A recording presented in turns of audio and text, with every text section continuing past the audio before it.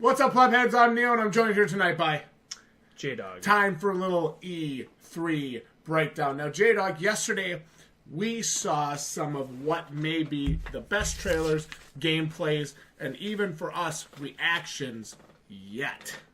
Yeah, we had a really good day It was yesterday. a heck of a day.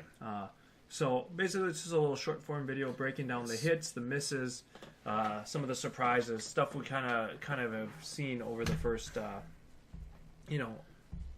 couple days or so of E3. You know, I gotta be honest with you. I really thought that after we did like the 10 or 12 or 13 reactions when we got home yesterday from work, I thought that was going to be pretty much it. And then I saw that, Sony was going to be live. Yeah, had their showcase yet. It's like, well, we may as well watch their showcase.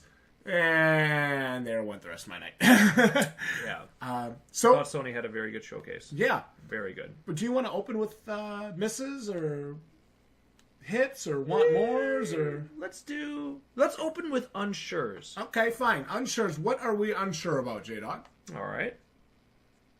Couple big games for me. Get ready to trigger the internet. Well, hopefully it don't trigger anybody, but I'm still unsure about Death Stranding. Me too. Even after what we saw yesterday. We did see a lot more than before yesterday. And they showed off a lot, and I still can't tell you one damn thing about that game. I can't either. It is so mind-boggling. It's intriguing. It looks like it can be amazing. It has a good-looking world in it, Amazing, obviously, the actual recreation of, what the hell, Norman Reedus' face and everything is just insane. I mean, it's an amazing-looking game. But I don't know one thing about it, and I was really hoping to see something a little more overt, I guess. Do you think Kojima and the crew over there are doing it on purpose? Well, you figure they have to be by now. I mean, you figure they would have released something about it, but yeah, they're very mysterious right now about that game. I think he's finally got a crew that lets him be himself. Well, and he certainly has me. He certainly has people talking about it. And that's the truth. I give the guy the benefit of the doubt because he has produced some of my favorite games of all time. So I give him creative freedom and benefit of the doubt when it comes to creating something and making it that we will love it, But yeah. I was disappointed at the end of the day not to see a little bit more clearly what we'd be experiencing, I guess. I felt the same way. So that was my thought there. I felt the same way. I was also left unsure by Cyberpunk 2077. And I know this is a game obviously being developed by the guys that did the Witcher series, CD Projekt Red. And pretty big hype behind this game. And they only showed off a little bit of it at what we saw anyway last night. Just a little opening trailer. And I didn't see enough there to really understand, what I'd be doing in the game. So, what we saw last night is there is a lot to take in. Ton. There is so much to take in, and that's almost something where you could probably watch that trailer 20 times, and you might still see something new that you missed the first 20 times. Yeah, it looks like a huge world. Yeah. It looks like you're going to have incredible freedom. Maybe I'd say unsure, but really what I was left with that game was wanting more. Yeah, I think that's probably the right way to say it. You only got to see maybe a minute total. Yeah, 2 minutes. There's so much there. It looks incredible. Again, another developer I give the benefit of the doubt to when it comes to creating a world and creating an immersive experience because they have created some excellent games in the past. But I really wanted to see a little bit more on that. Absolutely. That's probably the fanboy in me talking. Whatever. And our final thing I was left unsure by, Anthem. This is a pretty big game from EA BioWare. Yeah. They did show off quite a bit. And there's some gameplay too that they showed off too. And I thought for the most part it looked okay. It definitely had a Crisis vibe to it a little bit. It did have some bigger creatures that you'd be fighting, so I liked that. I guess I wanted to see more. Kind of a little bit of a rocky relationship with EA over the past 6 months or so, I guess. Yeah. Just some real misses from them, I think, just in the way they've treated their fan base, the way they've, I would say, kind of disparaged some of the licenses they've had. I mean, I haven't been really, really fond of it. BioWare, for the most part, has made pretty decent stuff. You know, we can argue about some of the Mass Effect things if we want, but there was some good stuff there. I want this to be good. I really do. I do too. I'm just not sure. So I'm keeping tempered expectations, but I want Anthem. I want Anthem to be great. It will need to be great for us to buy it. Yeah, I thought the environment looked good. I did too. I agree with you on that. The world really looked good in that game. I just hope the gameplay is good. Before we keep going here, are you kind of feeling the same way I am about things? Is that these open worlds, and even if it's not an open world, even like we're seeing here in our replay of the Last of Us 2 gameplay trailer, do you think these worlds that creative designers and we as creators are building are getting better? I do. It's probably one of my biggest takeaways from what I've seen so far at E3. I think I'm more impressed with the worlds that have been created than just about anything. And that could just be, as the technology grows, right? As our abilities to program and create on hardware grows, as it gets better, we're able to create more immersive environments. And it's probably one of the best things I've seen just from an overall perspective this year at E3. The worlds we're going to be playing in the next year and a half look absolutely amazing. Doesn't matter what console you're on, doesn't matter what game you're playing. The settings, to me, have been awesome. I feel like 2018 and 2019 are definitely the year of the worlds and the year of the environments. I feel like it just keeps getting better. The immersive environments, I don't know if I've seen it better over like an entire E3. I mean, you look at Ghost of Tsushima, things like that, just with incredibly immersive environments that really are using setting and place as almost a character in the game. Yeah. It adds such a level of depth. Well, if you want that full immersion and if you want that full integration into a game, you really need that living environment. And we saw that with the Ghost trailer. Well, and we're going to probably see it later in this video. Just cold chills the whole time. The thing is, they're asking AAA pricing. You got to give me a AAA game. And the expectation for a AAA game has never been higher. It's never been higher. It hasn't. Especially after the Resident Evil 2 remake reveal. Truth. But you look at a game like God of War. I mean, really raised the bar, I thought. Yeah, I agree. Awesome game. And I thought, again, a game that really did a good job with its world and its setting. And that wasn't really as open world as, some of these other games that we've seen. But you certainly could make the case that the environment was really well crafted in that game. I liked it. So that's probably one of the biggest takeaways I've noticed is just the actual settings and the details of the worlds, I thought, have been really excellent. Way better. So major positive for me. So let's talk about some misses. Yeah, absolutely. There were a couple this year for us. I know there's some things maybe we're not excited for, but we want to see more. Mm-hmm.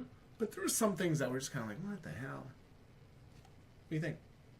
And probably the notably the biggest one, Gears 5. I'm not. Yeah, Gears 5. I don't care.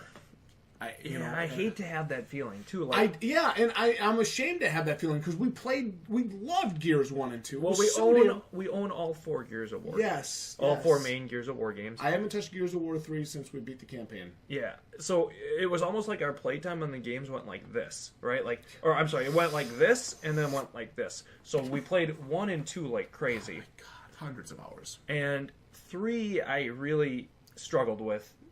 4, we did play a little bit of the Horde. Yeah. Probably a good 20-30 hours of the Horde. Absolutely. But the campaign, I really didn't get into. And, again, what is Gears 5 doing to get me and draw me back into its world? And that's where I think I'm struggling with it. I'm not sure what it's doing. Yeah. I didn't get a ton from the demo. I didn't get a ton from the actual what they showed.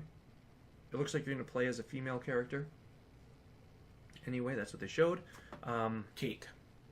I don't care if you play as male or female. Yeah, don't bother me. The gameplay just has to be good. And I'm wondering if I'm Gearsed out.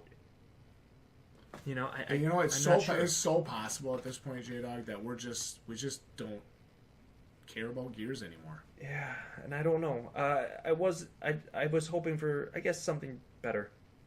Yeah.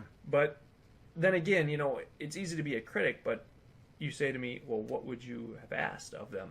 And I don't know what I would have asked. I'm not sure what they could do differently. They have a series. They have something that's working.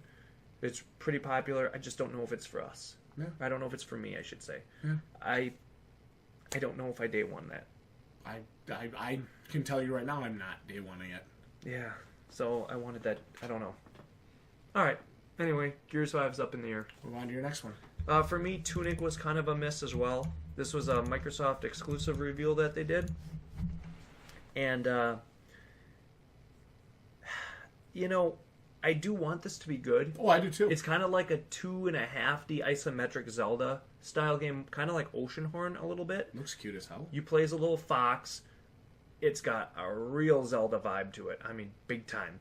My biggest issue with it, just from watching the trailer, is it going to do something to elevate itself above, like, being an imitator, right? I mean, is it going to have its own style or sense of style?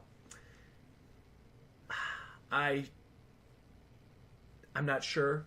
I guess, is it Xbox trying to have a Zelda game for people that are on Xbox? I'm not sure what it is. I don't necessarily know if it'll be bad. I don't know. I didn't see enough there to really get hyped up for it like I hoped I would. Can it, so we ask the question all the time, can it stand on its own other than just being a Zelda imitator? Yeah. I think you said it best earlier. Is it Microsoft trying to give Xbox owners, something to scratch the Zelda itch so they don't buy a Switch? Yeah. I'm not sure. It didn't really thrill me a ton. Let's talk about the last thing. Another thing that was a real miss for me, after they did this, we're watching some of the trailers here. After they did this whole trailer reveal, the guys are sitting around having their panel discussion, and they talked about FromSoft's new game. As soon as they said that, I said, "Holy fuck! They're gonna reveal that they're making Bloodborne 2," and then they're like, "Oh, it's a VR game," and then they show it off, and I don't know what the hell it is. So for me, that was obviously a miss because I got hyped up for like 2 seconds, and I was like, come down off my caffeine addiction. Yeah. It was a major letdown. It was a disappointment for you. I mean, they could have. Because you're not the biggest fan of VR, to be fair. I'm not, but I had no idea what the hell that game was. They showed that trailer they showed. To be fair, did nothing to get me excited for it. I mean, they're gonna have to show a lot more than that. FromSoft obviously does make some incredible games. Some of my favorite games of all time: Dark Souls, Bloodborne. Yep. But to me, this VR thing was a miss when they could have said Bloodborne 2. Fine. So it definitely was a letdown. And one other thing, I think EA really kind of, I don't know if they had the greatest E3 personally. They did. They did reveal Unravel 2. And they did talk about a new Star Wars game coming end of next year. So there was a few things there. Unravel, I think, is a good series. I really enjoyed the first one. They also apologized. Really? And admitted that they fucked up. Really? I gotta give them credit for that. Okay. Well, so that's that. But, EA's got to do what they got to do. They're going to make a boatload of money off Madden and FIFA, and that's great for them. Yep, absolutely. That's why I want Anthem to be good. Because they do need to kind of do something to make me say, hey, I can kind of trust these guys again with games. Because I have struggled with that. Yeah, recently. I haven't seen that or felt that way in a very, very long time. Yeah. So, all right. So that's the misses. Let's move on to some stuff we liked. Let's talk. What should we talk? Hits? Yeah, let's talk about hits right away. Let's really jump into it. Shadow of the Tomb Raider, the gameplay. Loved it. Straight up incredible. Fucking loved it. You love that kind of stealth approach, different options, whether it's blowing them up, stabbing them, mixing into the environment. You love that kind of stuff. And, we can talk about epic gameplay all day long. Shadow of the Tomb Raider, you had a great showing, I think. Got you hyped to the moon. I'm even excited to watch you play it. And I think there's going to be a full playthrough on the channel here. Hopefully, anyway, we'll see one. Hope so. But another game's kind of the dark horse for us. Rage 2 had an awesome gameplay showing, didn't it, J-Dog? Couldn't believe it. Rage, played through the first game way back on 360. I remember it specifically because it came out the same damn time Dark Souls did. And I remember you bought both games. You were going to play Dark Souls. I said, hey, man, can I play Rage? You're like, sure, what the hell? And so there I was, playing through Rage. And I actually played through the entire game. I liked it for the most part. I didn't remember it being like all that memorable now 6-7 years later. But I did like it, and I played it. This Rage 2 game, though, man, the combat just looked insane. Fast-paced, an awesome slide mechanic, tons of weapons, Epic boomerang abilities. type ship Yeah. abilities. I mean, it was unbelievable. I was in awe watching it. Awesome big-ass monsters to fight. I wasn't even a fan of the first Rage, and I was watching this with you thinking, damn, this looks sweet, and the gun's got a real smuck to him when you shoot. So a lot of that, and I Love thought that. the environment was much, much better in this game. The original Rage game had a lot of, corridors, a lot of, more confined spaces, almost like your typical first-person shooter does. This seemed a lot more open, a lot more sandboxy for the actual fights, more like Good. arena-style Good. fights, which I liked, and I just thought the overall environment looked more interesting. So, Rage 2, big thumbs up from me. Shadow of the Tomb Raider, big thumbs up from both of us. Absolutely. And they showed off some tombs, stuff that you're a huge fan of in the Shadow Best of the Tomb part of Raider. the game. Reveal, So we got to have awesome tombs. That's a number one requirement for me. let's talk about Shadows Die Twice. Finally revealed. It's a new IP. This was good. This was, revealed at, I think, Microsoft's part of the conference. And I loved it. I loved what I saw. Yeah. This is an IP from Software that I actually was excited for. Yeah. And the gameplay for this looks fucking great. Yes. I mean, they make the homages to Dark Souls with the door opening Oh, scene, so which much, was really so cool. much, yeah. I got a little bit of a Tenchu vibe from Oh, it. yeah. Watching Well, they said Souls X Tenchu basically Yeah. is what it's been compared to now. and that's kind of the first vibes I got. Yeah. Some of the stealth kills, jumping off the cliffs onto the guys, stabbing them, and doing the stealth kills was amazing. Yes. How it's going to play as far as maybe co-op goes or things like that, I'm not sure yet. The death mechanic, I'm not sure about any of that stuff yet. But I thought the gameplay and the combat looked freaking phenomenal. Well, while we're talking about Shadows Die Twice, let's say we're right into Ghost of Tsushima. What did you think about this? We're seeing it right now in the background here in our video as we're kind of looking over our trailer reactions from the other day. What did you think? I personally had cold chills this entire video. I couldn't get the environment alone had me just jacked out of my mind for this game. And Yeah. I knew it was coming. I knew about it, but I had never seen something like this for it. This is the first time I've seen gameplay for it. Blew me away. 100%. This was a major surprise for me. And a huge, huge hit. Quite Yes. possibly maybe the dark horse, again, for hits for us. Yeah, it's a game. You said you've heard of it. I never heard of it. Didn't know what the hell this was. This was one of their featured games, and you can kind of read in the description when you're watching E3. This is one of their featured games, and I'm like, what the hell is Ghost of Tsushima? Never heard of it. Wow, 100% on my buy list. That was incredible. What an incredible looking game. Total, like playing in a samurai movie almost. Yeah. Look at the. Well, that's how the developers were talking about it. I mean, look at the wind effects. Look at the leaves. Look at the color in this game. This is awesome. Incredible And color look at palette. this. Look at this awesome stealth kill that you're seeing there. I mean, just wow. I can watch this trailer and this gameplay like on loop all day long. I absolutely love it. One of the coolest looking games I've seen in a long time. It looks like it's going to play phenomenally well. I don't know what else to say. 100% total hit, total surprise for me. I loved every minute of this gameplay. I'm looking forward to seeing more for Ghost of Tsushima for sure. This is 100% on my radar. Let's talk about the kind of game that everybody was waiting to see. Last of Us Part 2. First of all, we got the gameplay reveal. So they did a trailer where they were, basically crossing this very romantic sort of Fantasy. dance or fantasy from Ellie, Yep. with then overlaying that with the violent Reality. gameplay and reality that she's living in. I loved it personally. Oh, yeah. I absolutely loved it. They started off the show with that. To me, it was 100% hit. Started off with a musical performance and bled right into that. It Yeah. was so awesome. I thought it looked excellent, and I love the opportunity to play as Ellie. I think that's great. I think she's probably the best character of the series, personally. Pretty damn close. Yeah, I don't know what else to say. I think my hype level for that game is really, really high right now. Really feeling good about it. Lots of stealth gameplay. It looks like you're going to be able to craft right during easier crafting, which is a big plus for me. Kind of more Horizon Zero Dawn style. Right on the fly. I like that. Lots of stealth, bows, things like that. I love it. Ellie has a certain sense of... Still, humanity is kind of in there, but she can't let it eke out. Well, not just that, but she, to me, gives off the sense that she's believable as somebody that could survive. And I think that's really important. For some reason, for as young as she is believable that she can survive out there. Yes. Which is really important. A little bit like, Christ, what's the kid's name in The Walking Dead? The young kid. Carl! Yeah. Carl! A little bit like Carl from The Walking Dead.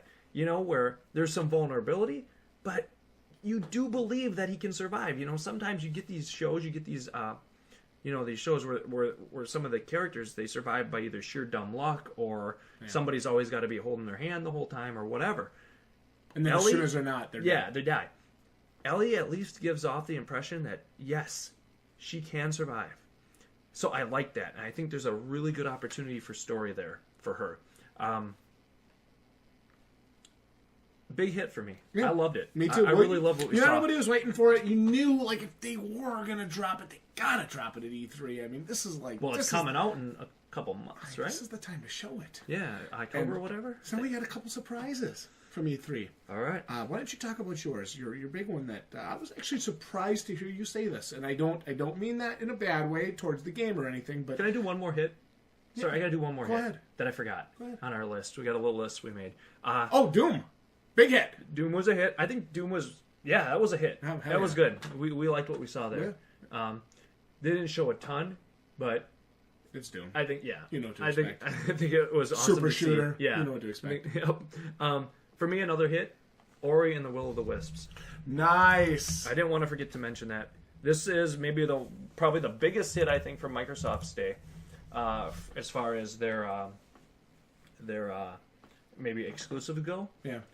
I think Ori and the Blind Forest, one of the best Metroidvania-style 2D games I've ever played. And this looks phenomenal, what we saw on the trailer from Ori. It did look really pretty. It looks pretty. It looks interesting. It looks like it's just as fluid, if not more fluid, than the first game. So I can't wait to get my hands on that game. Looks awesome. I hear you. Yeah, absolutely. But you had a big surprise. I did. And why don't you tell us about it? For me, probably my biggest surprise of the show,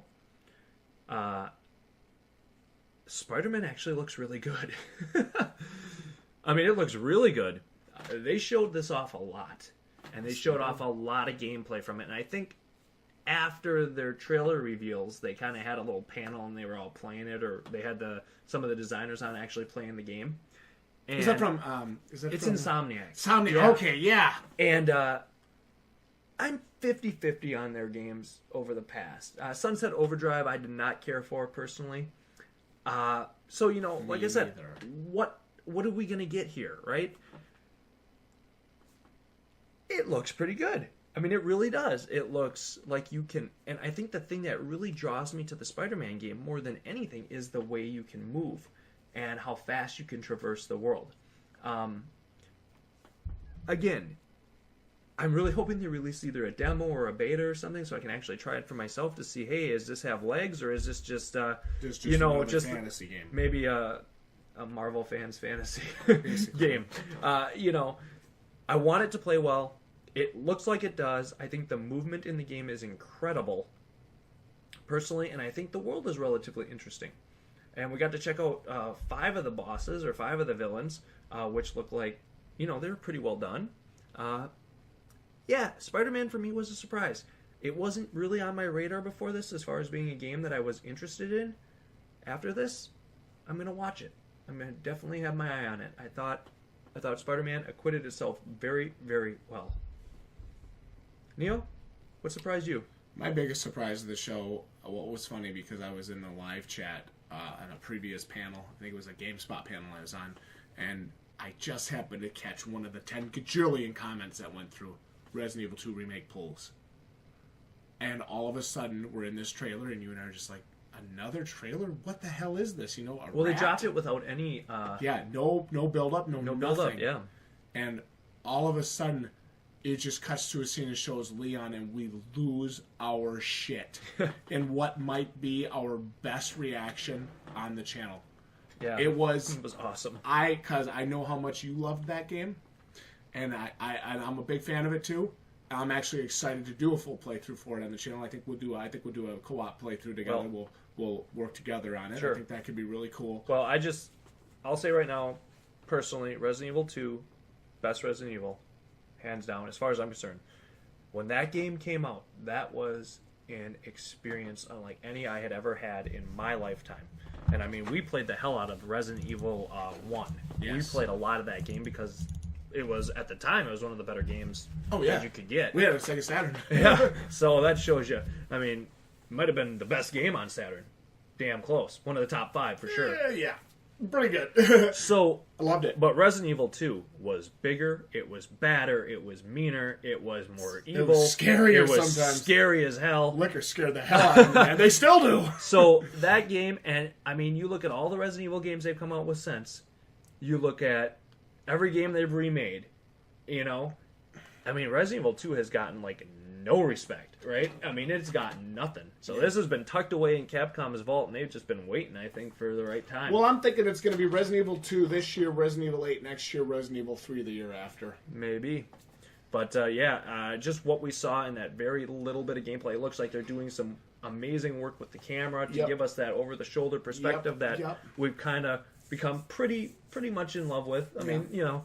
well, it puts you right in it. It you does. know, and that's the thing about it.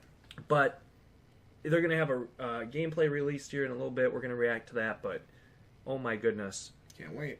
I mean, you talk about something I've been asking for and begging for as a remake. It's one of my top 2 or 3 games I wanted remade. We're going to get it. It's coming out early next year.